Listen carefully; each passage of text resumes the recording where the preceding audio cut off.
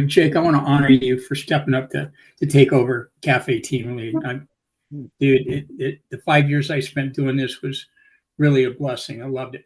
First of all, this is not an MKP training. The breakout rooms are not recorded. What goes on in there can be confidential if you desire.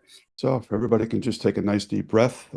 So thank you for joining us on this Elder Cafe. But before I introduce the presenter, Susan Casey, I'd like to acknowledge several people that created and have kept the cafes going strong for 5 years. Bob Brummett, who handed me the baton. Thank you, sir. Tom Bezants, Art Gappard, and Stephen Reynolds. You guys are the technical guys behind the scenes who do the editing. Thank you, men. Susan Casey is an author, certified bereavement group facilitator, therapist, podcaster, and has 30 years of hospice work experience, and I'm grateful to call her a friend. For grief and loss work, she provides coaching, not therapy, and relies on her gift of intuition to guide their sessions together. And today, Susan will be looking at the subjects of grief versus mourning, how we can hold joy and grief at the same time, and we'll be settling some intentions. And we'll be doing lots of sharing, break out into groups. So, Susan, thank you for offering this presentation today. It is a subject that needs deeper understanding in our culture. Welcome, Susan. First of all, I want to thank all of you guys, Alan, Tom, Bob. You have been so gracious and so wonderful in inviting me here to talk about my very favorite topic. And you've been so wonderful to work with so far. So thank you for this opportunity to meet this incredible community. Hi, everybody. Thank you for having me. Thank you for taking 2 hours out of your day today to come and listen to this presentation. Can everybody hear me okay? Am I loud? Okay. I really am a very informal speaker. I love interaction. I love questions if you have those. I have prepared a slide deck more so just to kind of walk us through the day so you've got something visual to look at because we're on Zoom. This is a 2 hour talk. I've really split it up between I'll be talking. You guys, I've split it up into 3 sections. So there will be 3 different breakout groups to give you ample time to be in those groups, come back and share. And so we'll just see how long it lasts. If I get through all the slides, great. I really just go with the flow and what happens in these meetings and what is most important to the people who are on them. So without further ado, let's get started. I am going to keep time for myself so that I do not run over in these different sections. I'm going to go ahead and share my screen. If you have any questions, if you want to stop me, just, raise your hand, shout out. Like I said, I'm very informal. And okay, so give me 1 second here to start. As Alan introduced me, I have been in the field for a very, very long time and trained clinical teams around the country for many years. And then my brother died in 2014. And that really is, that's why I do the work I do now. I have my own practice working with people around deep grief and loss. And my life really, it just changed in every way after the death of my brother. So it's a deep honor for me to talk about this topic with you today. The name of my therapy is Rock Your Shine After You've Been Cracked Wide Open, because what is true for me and for many people that I know that have suffered a deep, profound loss is it does change us in these quite profound ways. And if we allow it, it can change us for the better. So today, I'm not going to go down all through. This is just the agenda of what we'll be talking today. But at the heart of this talk is really this distinction that I've made over the years of what grief means versus mourning. They are different for me. Some people use those very interchangeably. So I'll be talking a lot about that. Also, just a little bit about my story, how I healed through my own grief process around my brother. We'll talk about different ways. What is normal grief? How does it show up in our life? Secondary losses, things that we don't necessarily think about. Our grief can be compounded, and we can prolong our suffering because of these secondary losses if we're not really aware of them and what we're grieving. as I said, we're going to have 3 big breakout groups after these different sections. So that will be our first breakout group. We'll come back and talking about the importance of feeling our feelings. That may sound uh,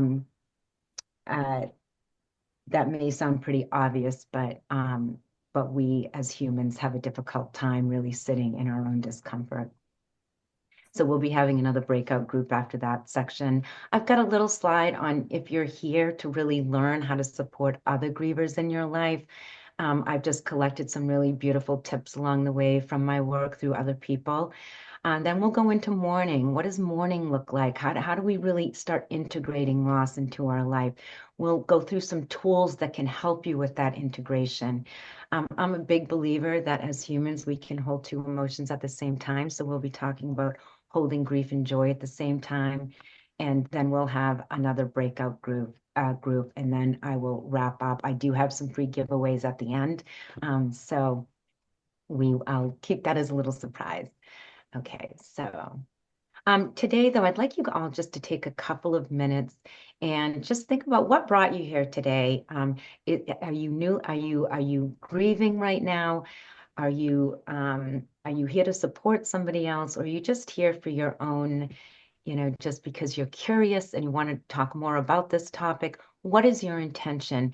You'll see here, energy flows where intention goes. So when we can create an intention, we're really creating a roadmap for the outcome that we're looking for. So I just gave an example. If you're not, if you're not familiar with an intention, one intention might be you're here, that you miss your loved one and you want to learn new ways to manage your grief. And so an intention might be, today I come seeking solace and understanding as I navigate the absence of my loved one. So just take a couple minutes with yourself and what you would like to take away from today.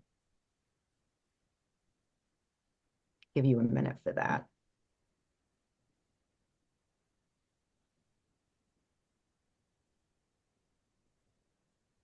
Yeah, and so once you have your intention, I'd like everyone to wrap that up. One of my favorite things to do in this talk is for each of you can say it out loud, you can say it to yourself, or you can throw it in your chat, but I love to welcome in our loved ones, the spirit, their energy to be with us today. And so I'm going to count to 3, and you can all just do what you want. I'm going to say my brother's name. 1, 2, 3. Rocky Hathaway. Bill and Irene. Yeah. Yeah. So this is my beautiful brother, Rocky. His birth name was Brian, and we called him Rocky. So let's talk about the difference between grief versus mourning. When I think about grief, I think about the process of experiencing your reactions to the loss. I think of the first year after a loss as deep grieving. I think oftentimes people are in shock. I think that people are trying to survive that first year after the loss. Oftentimes people don't even remember what happened that first year. And I think there's a real misnomer out there that after a year of grieving that, that it's time to move on and it's time to, it's time to get over it. And because oftentimes when we lose someone, people move on after 2 weeks, and we're left really feeling, is what I'm feeling normal? So that's how I think about grief, and the expression of that comes out in all sorts of ways that we'll be looking at. Mourning is when you really start to move from grief to integrating this loss. You are never going to stop missing the person that you've lost. You're just not. I miss my brother all the time. I wish that I could see him again in physical form. I feel him, I talk to him, but there are so many different things that I have done. And one is giving presentations. This is one way that I have integrated his loss into my life, to keep the presence of him with me always. This is my brother. I want to just quickly give you just a little bit of my story. My brother lived over in Bali, Indonesia. He was a spa director for 4 seasons, and he had accepted a new position in Hong Kong for Rosewood Hotels, and he was there vacationing when he became very sick. Whole thing happened very quickly. He died within 3 days of an infection of the brain. And so during this time, my sister-in-law's a doctor, and she was talking to the doctors over there, and the whole thing was very surreal. And then we were over in Asia for 3 weeks after his death.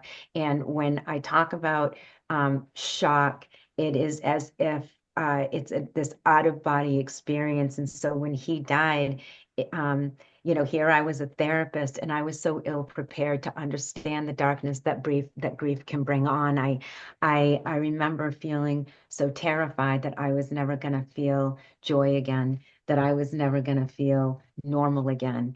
And I remember when we were over in Hong Kong, that there were so many different things that happened during that time. And so during early grief, we have a lot of distractions. We have a lot of things we have to take care of.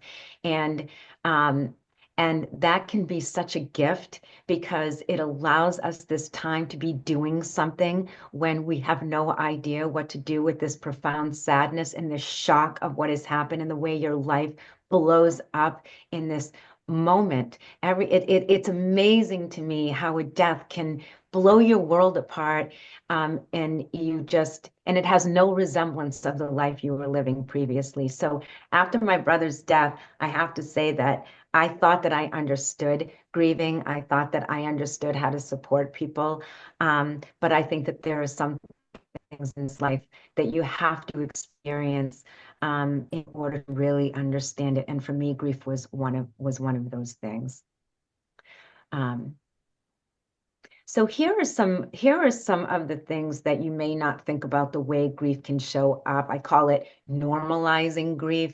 There's lots of different types of grief that we're not going to get into today, but these are some normal, what I call quote unquote reactions.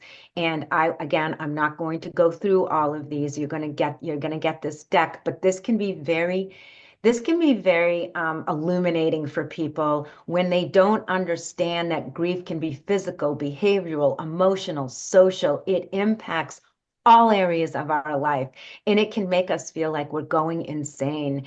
And again, the grieving process, there is no clocks or calendars. Oftentimes when we're grieving, we think we can't talk to our friends about it anymore. Nobody wants to hear about it.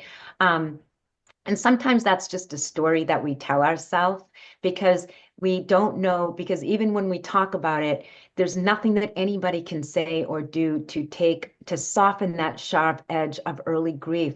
If you ask me, I grieved for a solid 3.5 years. It took me 3.5 years to write my book. My brother died every single day when I was writing that book. And I just allowed myself the space, and we'll be talking about that. What does it mean to create real space? So these are all the different ways, and there are many more. This is not an exhaustive list, but just to give you a moment to reflect when you're in your breakout groups, how has grief shown up for you? And one more thing I want to say about this, that one of the emotional reactions is loneliness. Grief is a very low energetic vibration because we are so sad, we're so closed down, and oftentimes, it's almost like you want to connect with people, but when you connect, it can make you feel even lonelier because sometimes people just want to cheer you up, or they'll just start talking about some of these normal everyday things that you simply don't care about because you're in such deep heartache. Another area that I really enjoy talking about is secondary losses, because we don't often think of secondary losses. So maybe you lost a best friend, maybe you lost a spouse. Some of you on this call today, maybe you lost a child or a parent. Whoever you have lost, there is always secondary losses that follow. Again, these are just some examples based on if you've lost a spouse. But there are always secondary losses to even if it's an older grandparent, and we often don't give ourselves the time to think about this ripple effect when somebody in our life has died. And because you have that initial loss, but the grief just keeps coming, and it can feel like wave after wave after wave of things that people need to deal with after the death. And I often say too, people do not come to me because they miss the person that they love. As I said, you're always going to miss the person that you have lost. They come to me for all of these other reasons, and guilt that comes up, and all of these things that float to the surface as a result of the loss, the way families can blow apart and people get angry with each other, etc. So we're going to do, I ran over a little bit. Oh, no, this is perfect. It's 2:20. Perfect. So we're going to break out into this first breakout group. And what I want you to be able to think about and talk about and come back and share in this community setting is, how has grief shown up in your life? Think about the different areas in that other slide: emotional, physical, social. And how have you experienced secondary losses? What does that look like for you? Welcome back, everybody. I hope I was realizing that there's so much information, and I feel like I'm moving through it so fast. And you can see with different breakout groups, this is going to go by very quickly. So let's jump right into it. If you have like maybe one spokesperson per group, I'd love to take 10 minutes and just hear anything that has come out of your time of sharing. That would be really wonderful. So I don't know who would like to go first. Yes, Joseph. I'm going because I'm also in Italy and I've got to leave soon. What I took away from my session, there were only two of us, was one thing, and that's so clear for me, that all my grieving in life, because I'm 88 and I've got a hell of a lot of losses, all grieving that I've not been able to transform into joy, celebration, is an emotional disaster and a waste of my life energy. That's what I took away, and that's what I've got from this, that all grief is transmutable into if it's not that, then it's going to be brain destruction for me. Yeah, I really appreciate that. I'll be talking about that when holding grief and joy at the same time. I often call grief the great joy thief if we allow it. So thank you for that. Other shares. If I could, Susan. Yes, Frank, please. So I was with John Distrakas and Melissa on iPhone 196, and I thought it was interesting. We have three kinds of grief. We had a grief of Melissa's father passing away. We had my grief around the breakdown in relationships through social media, and John was talking about the potential breakdown of losing a partner in the future before it even happens, and really going through grief. So I think it showed up that there's a lot of different ways of looking at this grief. Thank you, Frank. Yeah, I agree. So when you talked about different ways of grief showing up, what was there more that came out of that in terms of the way that you handled it? Or I would just love to hear a little bit more. Did you guys go deeper into that? I don't think we really had much chance, Susan, because we only had 10 minutes, right? And the three of us each got a chance to tell our story, right? Sure. Okay. All right. Thanks, Frank. Dennis, go ahead. Where's Dennis? Oh, there you are. You're on mute, Dennis. Are you talking about Dennis Leaf? No, Dennis Stelters. Okay, go ahead. Go ahead, Dennis. Okay, I'm off mute. Can you hear me? Yeah. Oh, good. Okay. We touched on shame that comes in after the loss.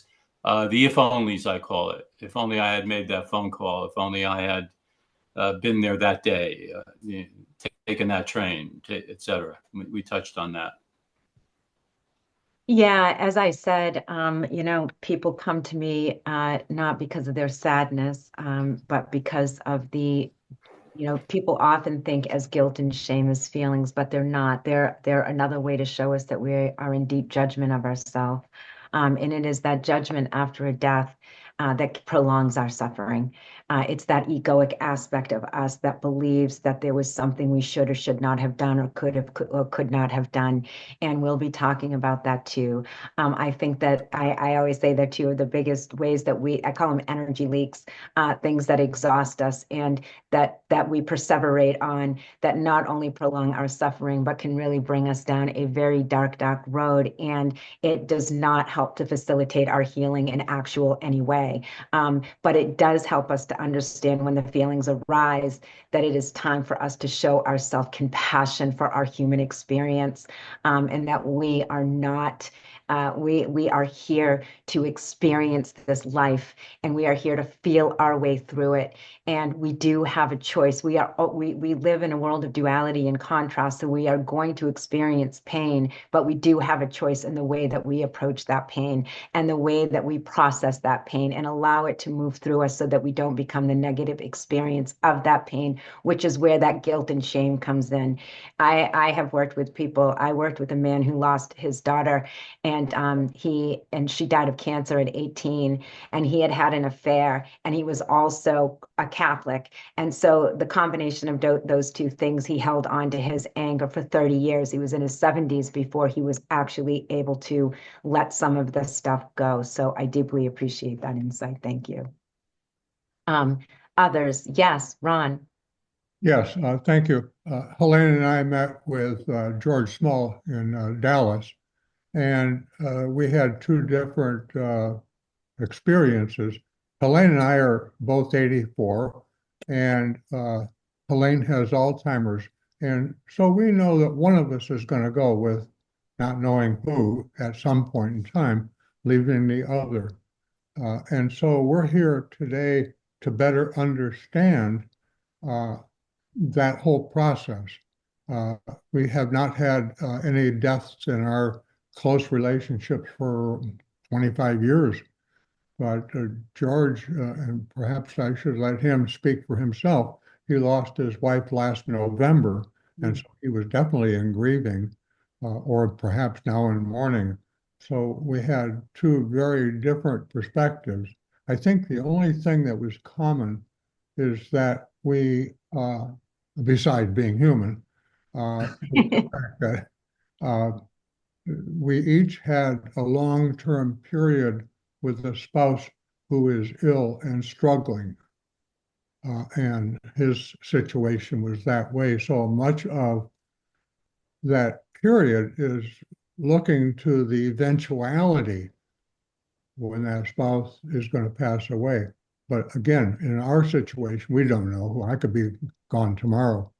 But it clearly is sort of a preparation of the mind process, knowing that that's eventual and it's going to happen. And then it's like, okay, how do I deal with that after it happens? How do I reclaim my own personal identity, or how do we reclaim our own personal identity once that takes place? Yeah, beautiful question. And I think that I call it anticipatory grief, especially when you're dealing as we age and as or if we have a chronic illness or if we have a terminal illness, we start to anticipate grief before it even comes. My mother had a stroke, and so for 12 and a half years, she did great, but there was a steady decline, and I knew that eventually she was going to die. And I remember oftentimes I would sit in the driveway and I would just mourn. I would cry at the thought of losing her. And that anticipatory grief, I also think, is it helps to prepare us. I think it's different than a tragic, quick death where there is no, you don't have any warning. It just happens. And so there are all of these different kinds of death. And I do think from my experience and what I've seen that grieving process can look different.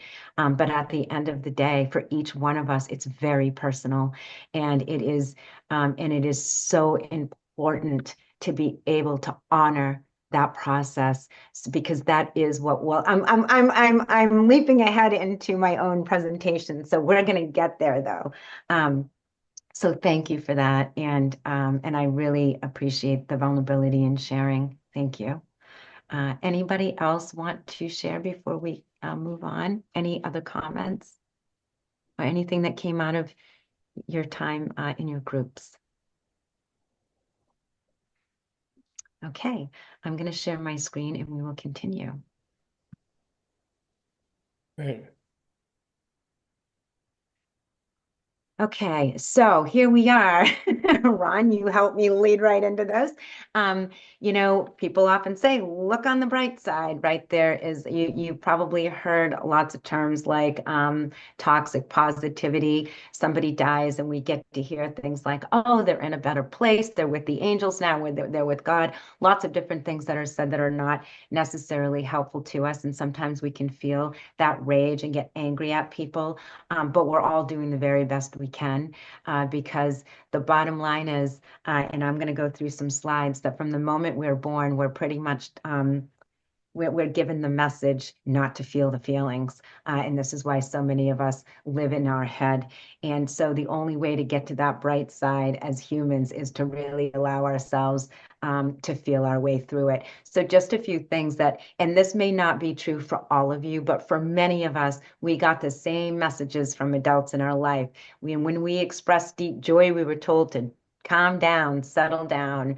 When we were angry, we were told to stop throwing a temper tantrum or go to our room and take a time out, or we were punished in some other way. When we felt afraid, we were often given the message that there's nothing to be afraid of. There's no monsters under your bed. There's nothing hiding in your closet. And when we felt sad, some of us heard the stuff like, oh, stop crying over spilled milk, or stop your whining, or you have nothing to feel sad about. And so we get these messages from parents and teachers and other adults in our life throughout a lifetime. And so what I have found and what I feel is so true for a lot of human beings is that we do a lot of pain management, and we do everything we can not to sit in our feelings. It's why a lot of people don't like to meditate, because as soon as you sit down in the quiet, you are with yourself. And then we don't know what to do with those feelings. And so we get on our phones. We do a whole bunch of different things. We're driven by distraction. And I think about it as pain management. And often what I'll say to my clients, before you do any action, what is your intention behind it, to help awaken you to who we are as conscious spiritual beings in this human form for this very short period of time in our life. And so when grief comes, I think why people are so debilitated by it is they don't know what to do with this tsunami of emotion that they don't know how to process, because it can be so overwhelming. And we often can isolate ourselves, as I was saying earlier, because when we go and we seek connection, sometimes we are not getting what we think that we need, because as I said, no one can say anything to really soften those sharp edges of early grief.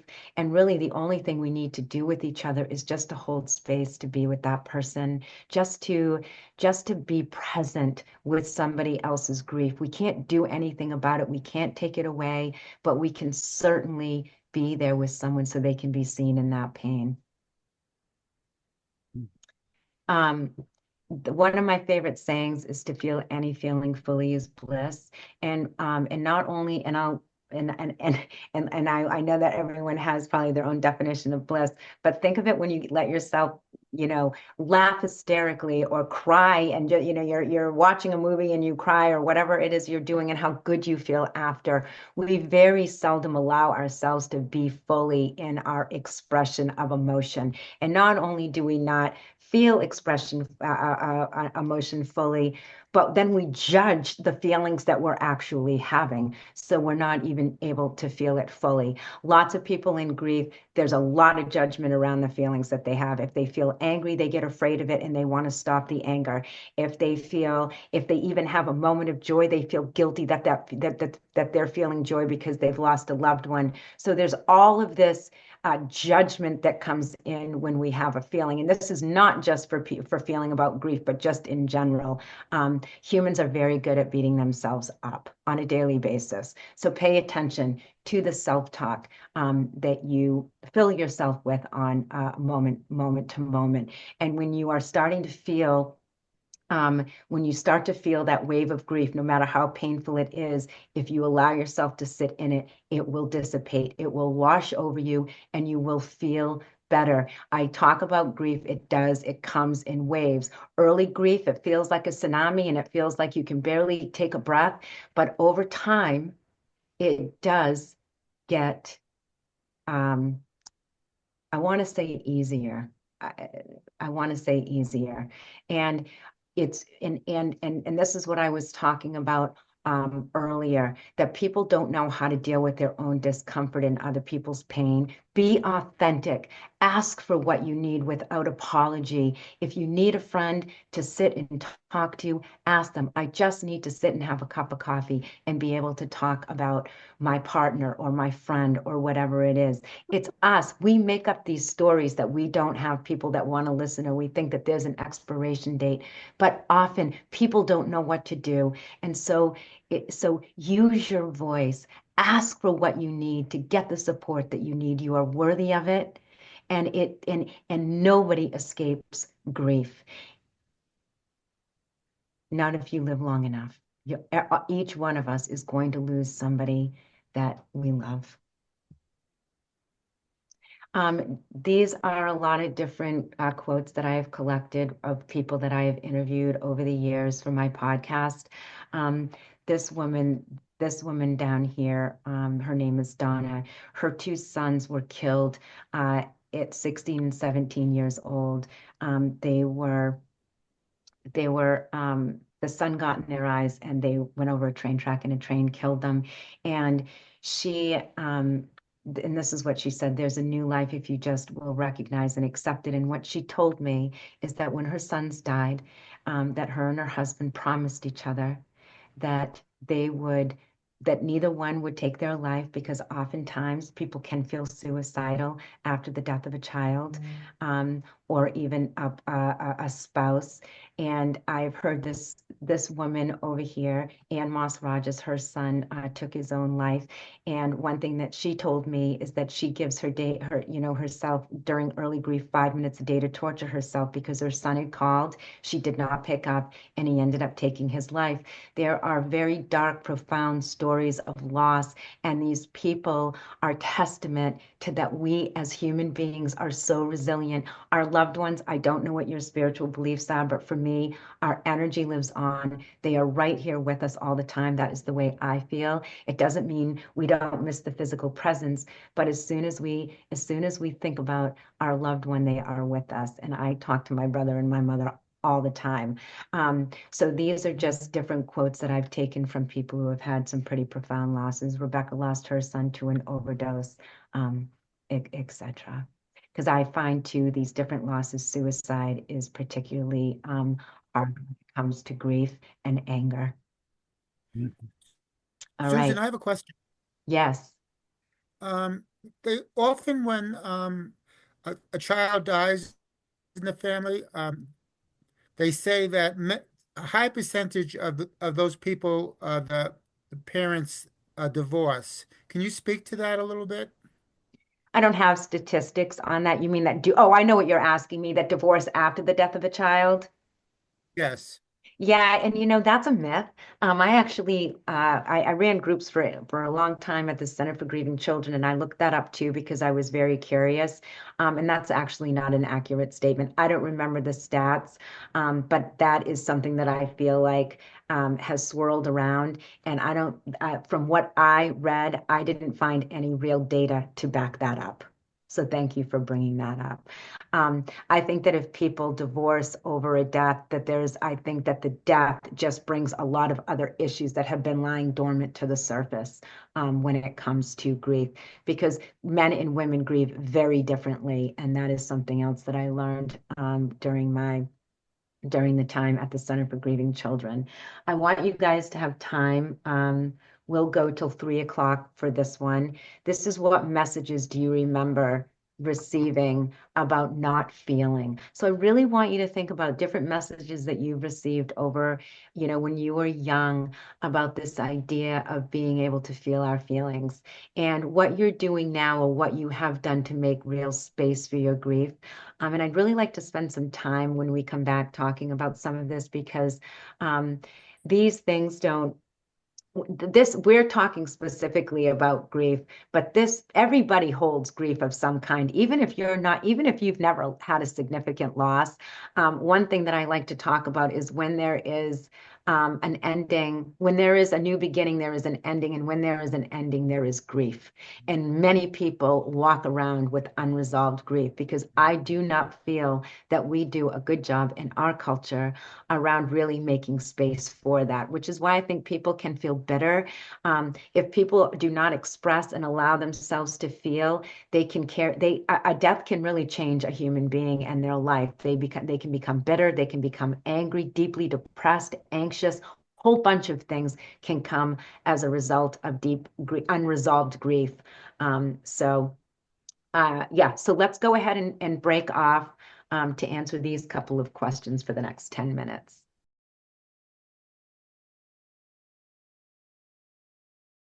Hi, everyone. Welcome back. I wanted to just, before we jump in, because I have a feeling that lots of you will have lots to say about this. We were just sort of reminiscing of all of the different ways that we got the message not to feel.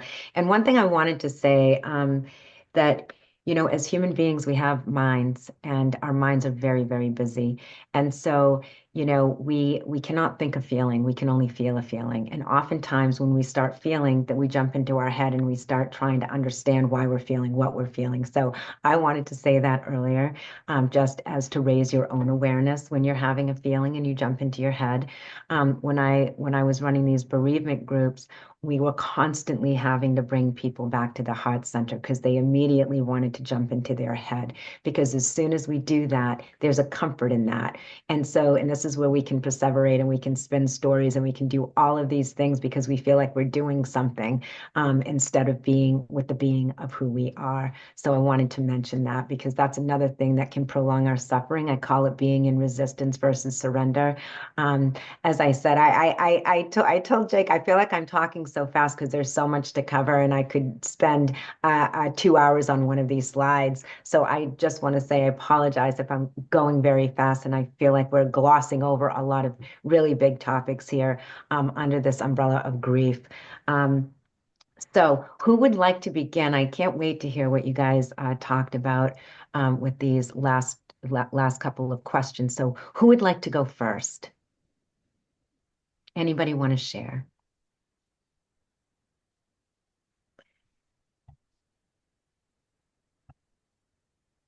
I'll jump in. Okay, great. Thank you, George. One benefit of talking to this group, I think probably most of us would be quick to say that whatever we grew up with in terms of messages about feeling, that the Mankind Project has done a lot to help us figure out our own path, regardless of what those messages may have been. I don't want to speak for everybody. I'll make it a nice statement. It was for me. But I happened to grow up in a home that the message was always, feelings don't really serve any purpose and you don't want to share them or even bother feeling them if you can help it. Yeah. What I'm doing now is really just about being a lot more intentional as far as seeking out those places where I can be authentic with my feelings. And a lot of that does come through iGroups or the Mankind Project generally, but elsewhere. And it's made a big difference. And I really appreciate you sharing that, George. And so you lost your wife, is that right? I've lost two, actually. Yeah, I lost my wife 6 months ago, most recently, but I had lost another wife to cancer earlier and had gone through a grief recovery process at that time as well. And so now with this grieving process with your second wife, have you found, is this where you're able to share? Like, have you found that now that you are learning how to feel your feelings, that it has, I want to say accelerate. Accelerate is the best word I can use around allowing ourselves to open our heart to joy again. Can you speak a little bit to that since you've had so much experience with such profound loss? Yes, I hesitate though, because I thought, having gone through this before, that I'd have a little better roadmap this time. And I suppose that's true, but not in a way that impacts my feelings. Right. It's kind of like what you were saying earlier. Yeah. Intellectually, sure. Yeah, I could draw a little chart, but who cares? I guess the question is because you went through it, that you allow yourself the space to do the grieving that you must do. I think that's probably a better way to ask the question. Well, yes, I suppose that's true, but also my wife who just died was a psychologist, and Okay. so the process was definitely facilitated by her and through her as well. But yes, it does help to have everything, I guess, the Mankind Project generally, my experience, her being a psychologist, it all made it much more um, accessible. Yeah. Thank you, George. Other comments? Anything else that people would like to share? Yes, please, Jake. So Flo actually passed away on her birthday in 2005. And so it's been 20 years, virtually 20 years, and 2 years of darkness. And but it was about 10 years after she passed that I stopped grieving her death and I started celebrating her birthday. That seemed to be the tipping point for some reason. But 2 years after she passed, I contacted, she was a police officer in Boston, contacted two people on the police department she was close with, her son, my stepson, and my son, and we started a nonprofit. And we had a benefit. We raised money. We gave it away money for scholarship funds to her alma mater, and that was a start.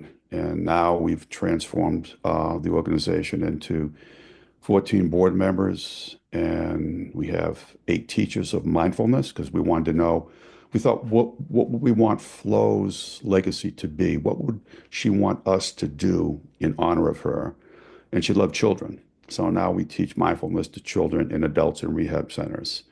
And when I work with the adults, especially, that seems to be the best moments of my week. It really is amazing. It's a 90-day rehab center. Wow. Men and women in different buildings. And so by doing that, that's helped me grow as a man.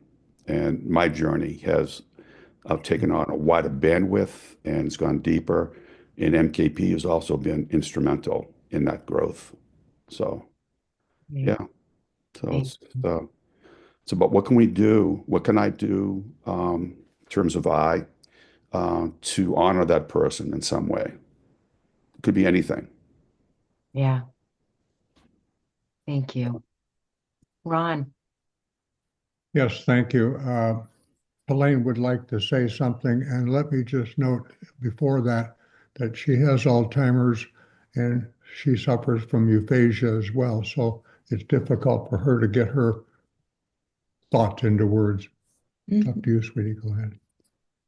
Yes, well, I feel like I'm giving you something that's weaned that we have to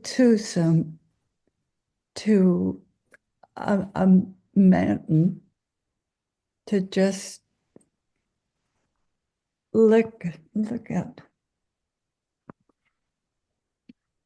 And I don't do very well. I think you're doing beautifully. Super, yes. Yeah.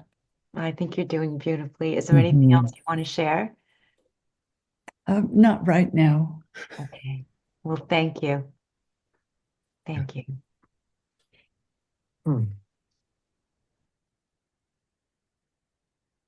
Richard, did you want to say something? I can. Oh, I know you No. lit up in a little green square. I thought. Let me just say, Dennis Dieters and I shared the room, and Brian didn't come on, but yeah, the thing I did, I think in retrospect, right after my wife fell off a cliff is I didn't isolate. I held what I called game nights, where I had parties. I invited people I knew. And I relied a lot on my MKP friends, and really relied on my social network as much as possible. So that was my method of trying to get back to a sense of normalcy. And someone, I think even in a couple of last minutes, mentioned 2 years. My real solid grieving period before I had a sense of normalcy took almost exactly 2 years. And I've talked to other people who seem to have the same kind of sequence. 2 years seems to be special for some reason. And with that, I'm in. I can speak to that actually, time. The first year, I think I mentioned it's coasting. People are in shock. You are just really trying to grasp the understanding that this human being is no longer, it has physical presence in your life. Everything changes your life. Like I said, blows up in an instant. And the second year, actually, I think the second year can sometimes be harder in some ways than the first, because in the second year, you're not in that acute grief where you really can't function and you can't really get through the day. But the second year is when we really start to understand, and this is the mourning aspect that I will get into in a minute, where we really have to create this new normal, this new life that we're in, and figure out what that is going to look like. And I think that the reality that they're not coming back sinks in, because we've been through this year of what I call coasting. I don't know what else to call it. Their guidelines. And then that third year is when I feel like people really start to get into a rhythm again into their life, where they start to feel like there's hope. They really feel like, wow, maybe I can enjoy my life again. Obviously, this is a blanket statement, and it can look very different for everyone. But these are some of these landmarks that was true for me and others, other people. Dennis, yes, please. Dennis raised his hand. Where are you? I can't. Yes, I'm over here. Oh, there you are. Um, Hello.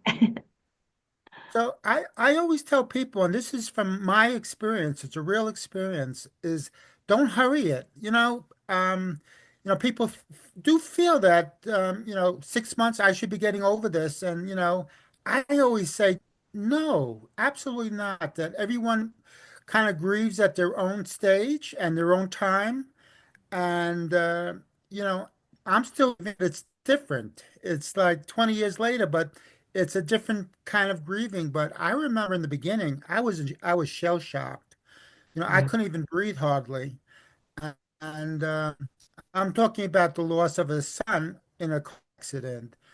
And I realized that people really need to know from the very beginning that don't rush it. I think people have a tendency to, because it's so painful, to kind of get rid of the experience. And, they say the only way, you know, you can do is just stay in the process.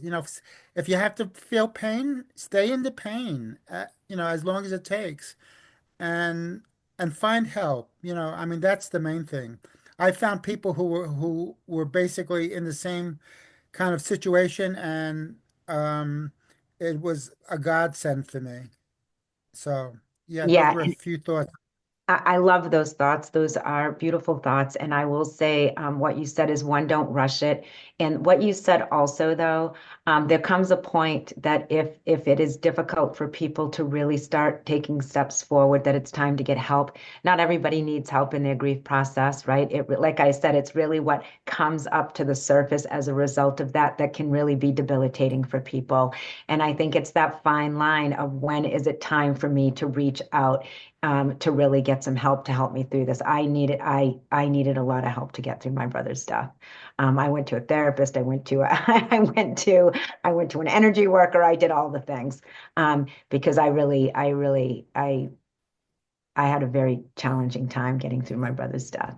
All right, just for time wise, I'm going to jump back in and we will have time to share, but I really want to, have a little time at the end where we can have this community engagement. But before I jump back into the slide deck, is there anything else that's burning for anyone that they want to share right now? I don't want to cut anybody off. Okay. Perfect. Let's keep going. Okay, so again, you guys are going to get this slide deck. You don't have to take notes. This is just some beautiful little things that I have collected, things that helped me, things that helped other people, because one of the biggest challenges, and I didn't know where to throw this slide in the deck, so I just sort of threw it in the middle, but this is one of those slides where many people who are trying to support people in their grief do not know what to do. So these are very tangible things that people can do that matter. There is this beautiful quote that I love. If you ask me about my loved one, I will cry. If you do not ask me, it will break my heart. And I think that one of the misnomers of grief is that people, again, are so uncomfortable in their own discomfort that they don't know what to do. They don't know if they should bring it up, if they shouldn't bring it up. And I always say to people, you're not reminding us that we lost somebody that we loved. It's always on our mind. Bring it up. We want to talk about the people that we love. And my dad is on the line. He's the one that's having trouble. Brian he can't get his video to work or anything. He just texted me. But I want to share something that my dad shared with me when I was at the center. I learned a lot about grieving, and one was with my own parents. I didn't know if I should bring my brother's name up. I didn't know what to do. I didn't know how to support them in their grief. And my father said to me one day, I will talk about Rocky anytime anyone will listen. So I want to really, I can't express that enough. If you're supporting somebody in their grief, ask about their loved one. They want to talk. And if they just need to cry, just let them. And sit in your own discomfort, because the stuff that comes up for you as a result of somebody else's pain, that's important for you to feel that too. Why are you uncomfortable? What is coming up for you? Do you have some unresolved pain? Do you have fear around death? What's going on for you? We are mirrors to each other. We are always mirroring what is going on. When we are triggered, sit with yourself. It's a feeling that's coming up from another time. It might feel like it's about what's happening in front of you, but I can promise you it is something that you are holding. That's another discussion too. I'm like dropping these little bombs and we don't have time to go into anything. Okay, next slide. So let's talk about mourning. This is when you learn to cope with the loss. The expression of grief is critical, but that really is more of this feeling. The mourning are very tangible things that we can do as human beings to help us integrate this loss and get back and get engaged and re-engage with life again. Very personal, I understand. But these are some of the things, again, not exhaustive. These are just some of the things that I have collected. Let's talk about physical health, because this is the first to go. You don't feel, many people can't sleep, or that's all they do. Exercise goes out the window because grief is one of the most exhausting experiences that any of us can go through.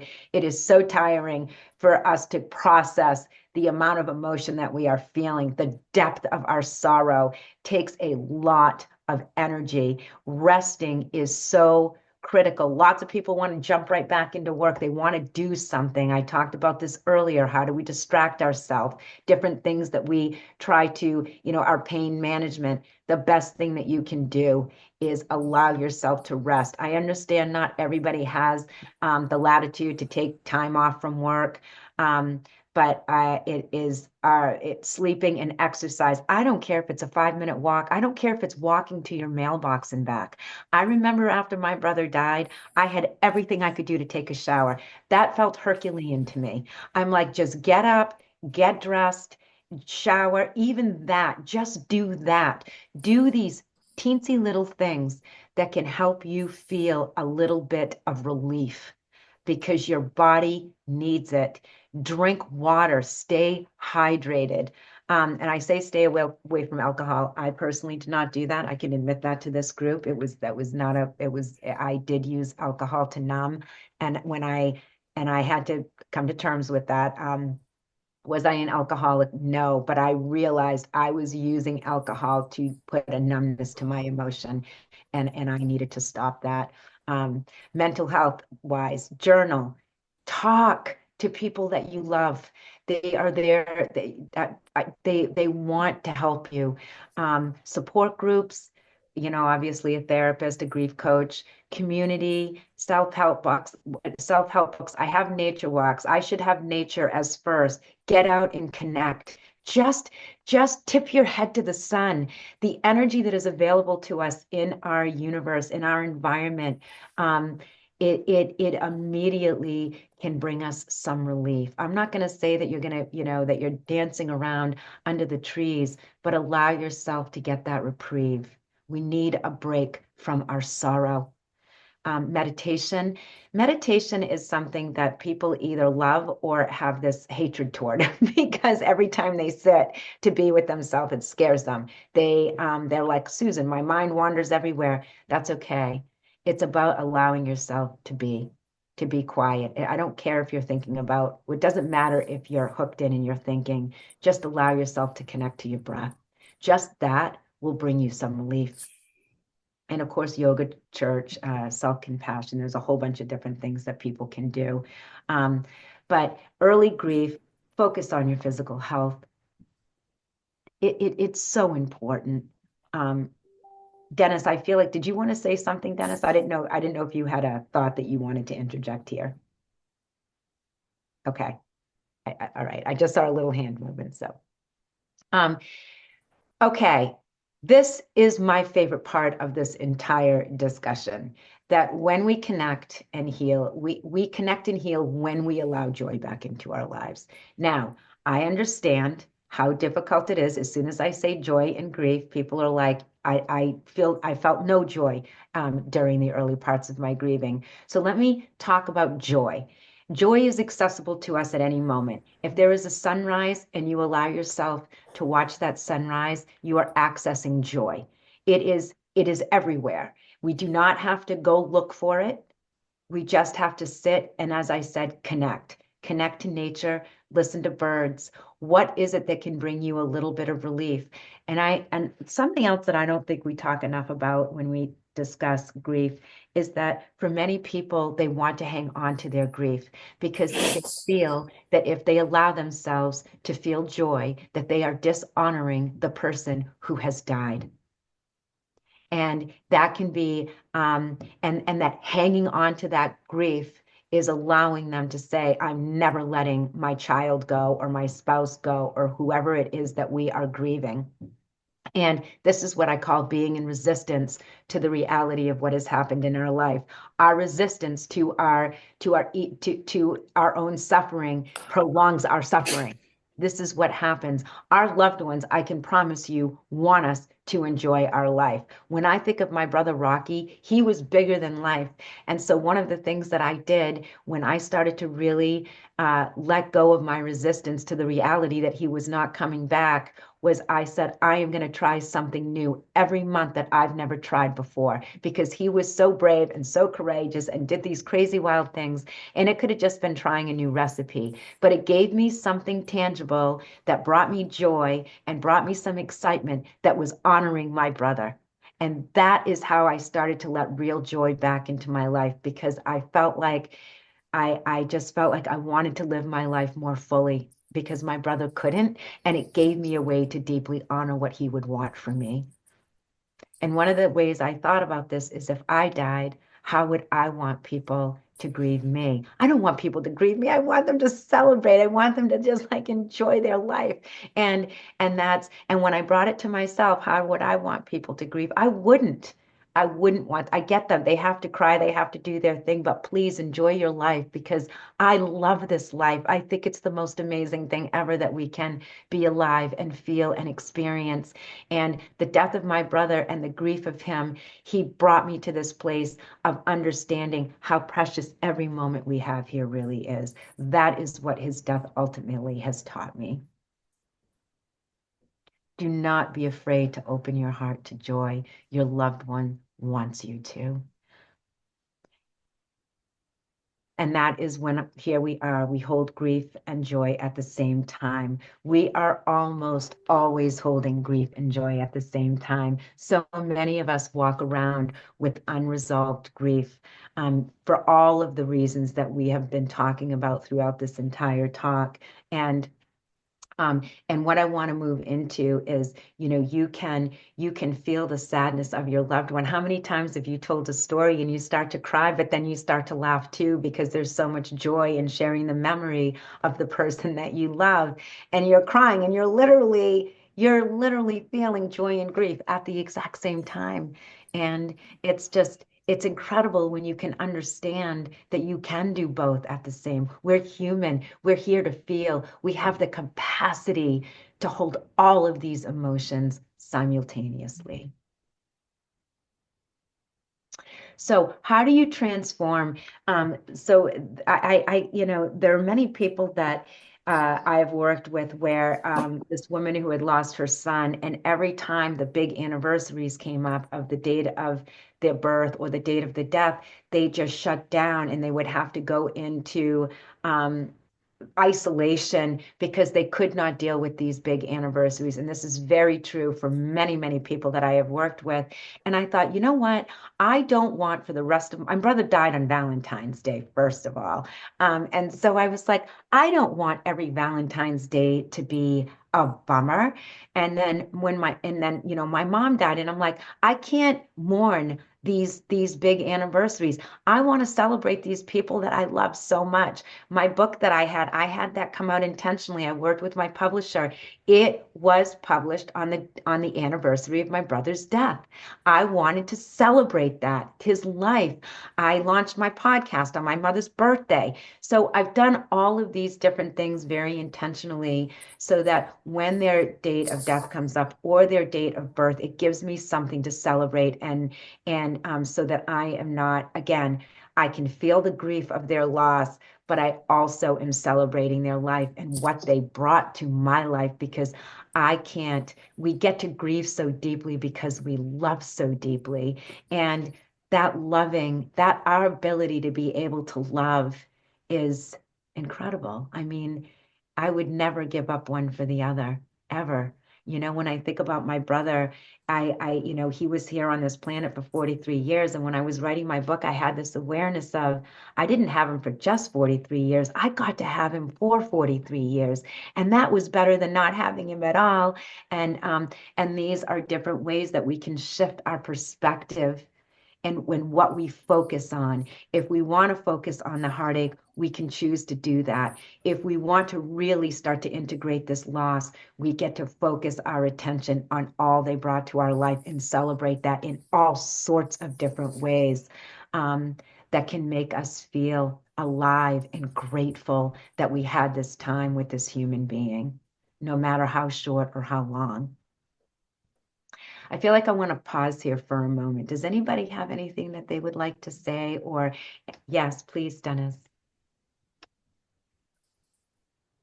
Yeah, actually, this thing about honoring the person, the date of the birth and birthdays, and it really changes, doesn't it? I mean, the first 5 years I took off from work. I wasn't going to work on the day. It was either was birthday or the day he died. But then after 5 years, oh, I wasn't feeling that way. I can go to work today.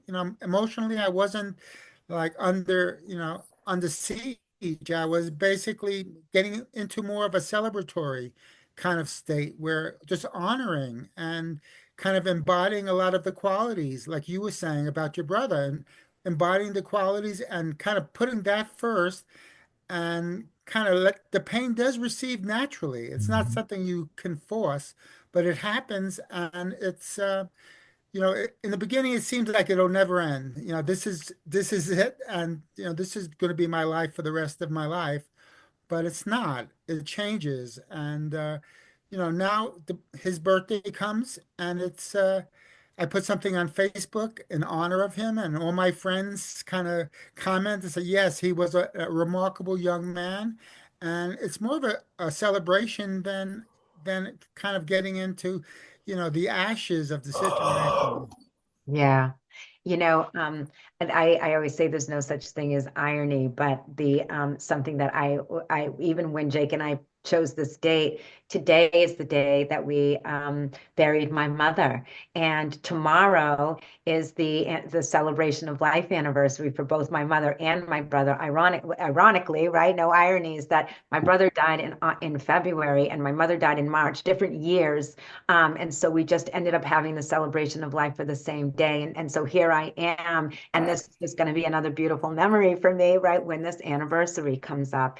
And this is how we can really start to shift that dark energy, that dark feeling of anniversary after anniversary, and make it something where we really are deeply celebrating this life that we had the honor of sharing.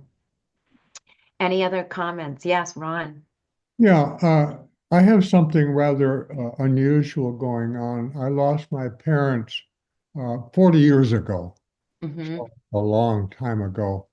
Uh, and we had a address when I grew up, just 3 digits. And every time that 3 digits comes up either on my watch or in a myriad number of ways, it shows up. I think of my parents immediately, like we're reconnecting at that point. And I have that closeness with my parents quite occasionally, and it's just wonderful. It's beautiful. That's what we call signs. And we're going to be talking about signs too. Some people believe in signs, some don't. But that's a beautiful example that if you see this number and you have the feeling of your parents, that you understand that they are communicating with you, Yep. and you're acknowledging it. Yeah. Thank you. I love signs. Yeah, Alan. Yeah, the journey of the survivors, the people who are still here after losing a loved one, um, it's very personal. But one of the things that I feel I have in common with my MKP brothers is we refer to ourselves as warrior brothers, and the warrior comes from the work we do within. It's how do we want to move forward in our lives? How can we without this person in our lives anymore? And do we have the courage to keep taking one step after another, to learn and develop and still have a relationship with that person? How can I, as we like to talk in terms of I, and so that's been part of my journey because most of the people on this call probably had many losses, and I'm in that category. So it doesn't make it easier, to have a higher awareness of like I can talk to these people, I can pray for them, I can pray for me, I can savor the connection that I had with them when they were here, and so that helps. But when somebody else passes, it's like okay. Uh, I think I'm a little bit more wise on how to navigate another loss, but it still hurts. It still Yeah. hurts. There's still grief there. So that's all I wanted to share. Thanks. Yeah, thank you.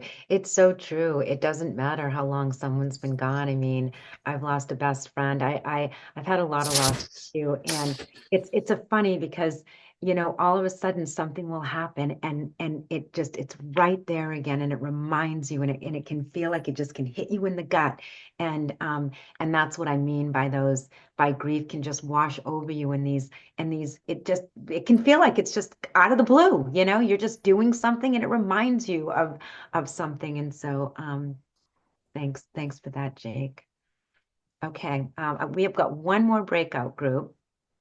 So this is my little dog. This is my favorite story that I have to share with all of you because it is such a crazy story. But I had a golden retriever. He was 14 and a half, and he was here for me through my mother's death, through her stroke, through Rocky's death, through the writing of my book. And it was at the very end of 2020, the day before my birthday, that I had to put him down. And I was devastated. And so I talked to my brother and I'm like, you've got to send me another dog. I'm not going to get a golden. So I did all this research and I found an Aussie Doodle. So I go onto this site that sells Aussie doodles, and this breeder had named the animals. His name was Rocky, and he was born on my brother's birthday. And this dog has become when, like, he does the work, he does the grief work with me, and I'm not even kidding. Like, he'll sit there during sessions and it's just wild. And so I've had numerous signs from my brother, but this one I love to share. And this other one with the little sand dollars, I worked with a client who lost his mother, and he didn't believe in signs, and he didn't believe that we lived on, and he didn't have any of those beliefs. And he lost his mother when he was 15, and he never shed a single tear. And he came to see me at 35, and I said, you ask your mother for a sign. And so he asked his mother for sand dollars. And I said, if you ask your loved one for a sign, can often show up within 48 hours in a lot of different ways. This guy never got on Facebook. He never got on Instagram. He ended up looking on Instagram, and one of his friends had posted this with sand dollars. And so then he was this big believer of signs. And that's how easy it is. Like, they're always with us. They're communicating with us, and we just have to ask. And it'll show up in some way. It might not be within 48 hours, and it may not show up in the way that you think. But if something comes up for you, a scent, a bird, anything, and you feel your loved one, just know that it's true. Just know that it is actually true, and just thank your loved one for showing you. They love to communicate with us, and they love to know that we are receiving the sign. This, of course, is just my belief. Okay, last breakout group. We're doing great for time. It's 3:37. We'll bring you back at 10 up because I got a couple of fun things I want to end with. So this breakout group is, how have you begun to integrate the loss of your loved one into your own life? Have you experienced any signs from your loved ones? And in what ways have you allowed joy back into your life? You, of course, don't have to talk about all three, but anything that might move you in your discussion. So we are going to take 10 minutes for this, and then we'll come back and do some last sharing, and then I will finish up. Susan, I'm sorry, but this is the point I have to drop off. So Oh, thank okay, you very, George. very much. I Thank really you. appreciate this and everyone's sharing. Thank you. Thank you so much for coming. Okay, George. bye. Bye-bye.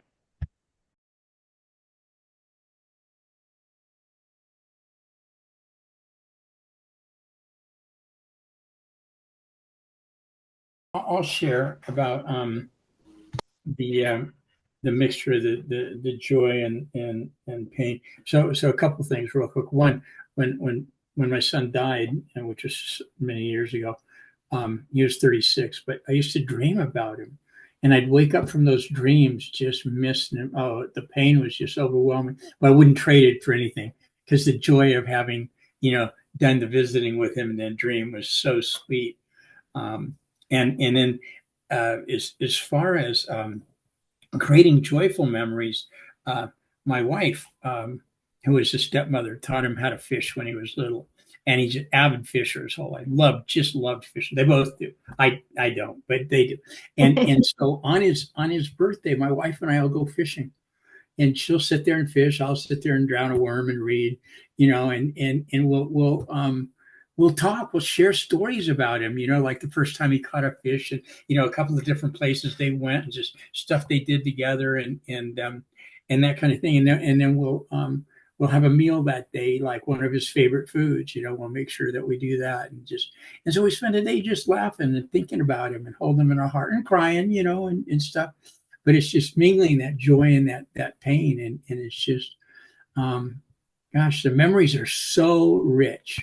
And part of the reason I guess they're rich is because I know there ain't going to be new ones, so I get to cherish the ones that are. So thanks. And thanks for sharing that, because, I talk a lot about how as soon as we think of our loved one, they're with us, and we hold all of these memories. And I think I talked about pain management when we try to distract ourselves, but if you really allow yourself to just think about your loved one, I'll think about Rocky or my mom. I will be I could cry right now talking to you guys about it. I can feel it coming up in me, because it really is. They bring me so much joy. And then I start to cry because I miss them, and I'm like, wow, it's crazy. But it is that magnificence of how you can feel their love and their energy when you just let yourself think about some of these memories. My brother was such a prankster, and he just, I will think of some of the things that he has said, and I'll just start laughing. And then, you know, and then if I have to cry, I will. And if, you know, and I don't always cry, but those memories, it really is as if they are right here with us, and we can be with them anytime we want when we close our eyes. And I go there often. So thank you for that, Bob. Anybody else like to share?